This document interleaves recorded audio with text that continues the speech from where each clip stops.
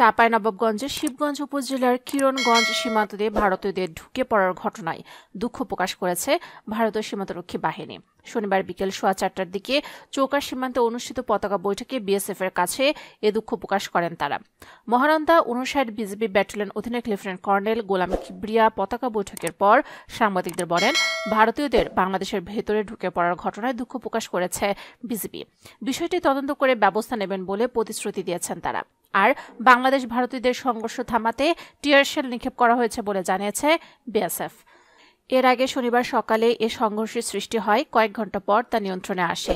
বাংলাদেশ সীমান্তের স্থানীয়রা জানান, ভারতীয় সীমান্তরক্ষী বাহিনী সদস্যরা সীমান্তে নিজ দেশের 500 থেকে 600 সাধারণ মানুষকে জড়ো করে। এ সময় তারা বাংলাদেশের ভেতরে ঢুকে পড়েন। তারা চৌকা সীমান্তে 50টি আম গাছ কেটে ফেলেছেন। এ খবর ছড়িয়ে পড়লে ভারতীয়দের ধাওয়া করেন বাংলাদেশিরা। এতে উভয় দেশের নাগরিকদের মধ্যে সংঘর্ষ বেঁধে যায়। এ সময় বিএসএফ 15 রাউন্ড টিয়ার শেল নিক্ষেপ করে। এছাড়া ভারতীয় নাগরিকরা 15টি ককটেল, 20 থেকে 25টি তীর বাংলাদেশিদের উদ্দেশ্যে নিক্ষেপ করে। এছাড়া পাথর ছুঁড়ে মারেন তারা।